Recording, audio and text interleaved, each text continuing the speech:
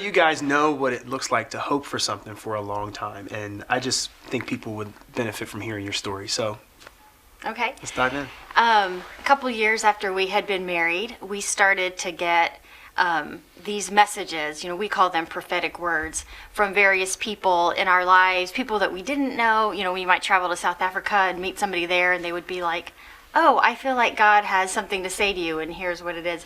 And all of these messages were about having a child. We just received those, and we're like, great, yeah, great. God has a baby for us, and we're ready for that. We'll cross that bridge when we get there.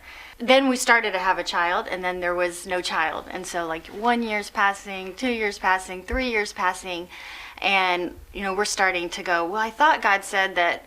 We thought God made us a promise that we were going to have a baby. And there was a lot of words and a lot of promises, and then nothing happening as far as us being able to conceive and have a child. We kept a log of everything that anybody said to us regarding children that they connected God to in any way. Okay. I was praying for you guys, and I felt like God may have said this. We kept a log of all of that stuff, and it was significant. It's like a 35-page document of all this stuff. But we also tested all of that stuff that was being said against the scriptures. And people can have all sorts of intuition or feelings, and if it doesn't line up with the Bible, it's illegitimate.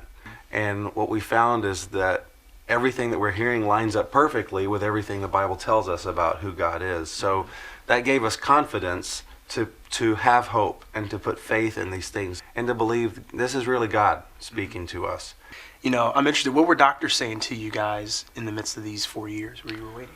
If it hasn't happened by now, it's not going to happen, and the doctors were very explicit to us. We always think that the medical community or experts are the final word on everything, and really the Lord has the final word on everything. One thing that really helped through that entire process was enrolling community in our lives that would believe with us. Having the people that gave us words, and even people that didn't, that were in our lives, and sharing with them, here's what God said to us, and here's what we are believing for, and would you believe that with us, was a really important part of the journey. So when we have these moments of doubt and friends and family going, has it happened this month? And it makes my wife want to cry when they ask that question. I had to cross a threshold where I said, I am okay feeling and looking foolish for the sake of my faith. We try to act as though it was already going to happen, and even doing some things like, buying baby clothes, starting to pre-prep the nursery, just things that we say, we believe that this is going to happen, and we are going to take steps of faith that show that we believe that this is going to happen.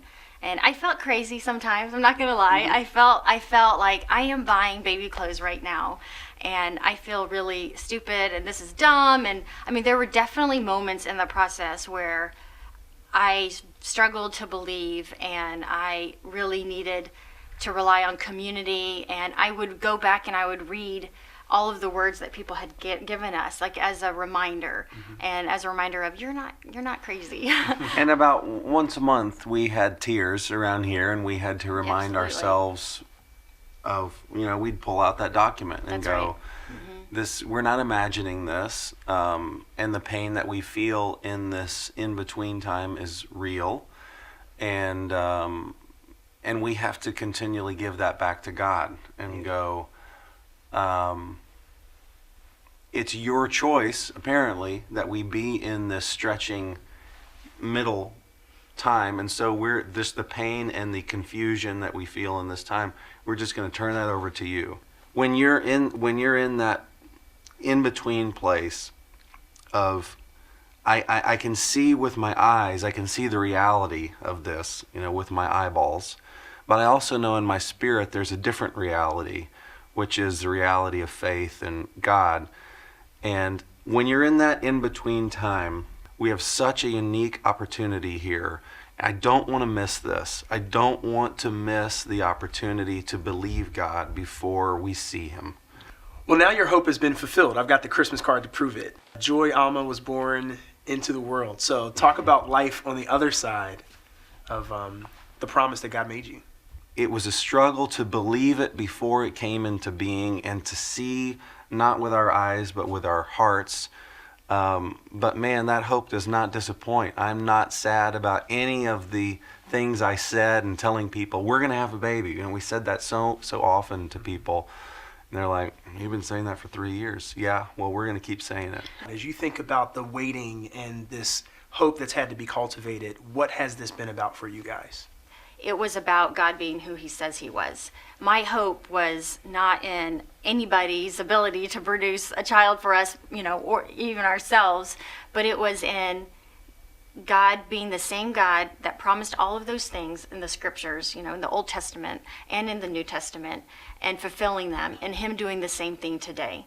Him saying, I'm going to do something, and even though you have to wait a long time for it, it's going to happen. It's so good to just see how God has kept a promise to you in your life and how you've walked through it, and just on the other side, just seeing you guys as parents and knowing what's ahead for you. It's just really awesome to see how God has worked in your lives. There'll be a new kind of faith required as our child gets yes, older. There will be. Yes, there will be. That's the truth. But thank you guys so much for sharing your Absolutely. story. Thanks for coming by. Sure. Mhm.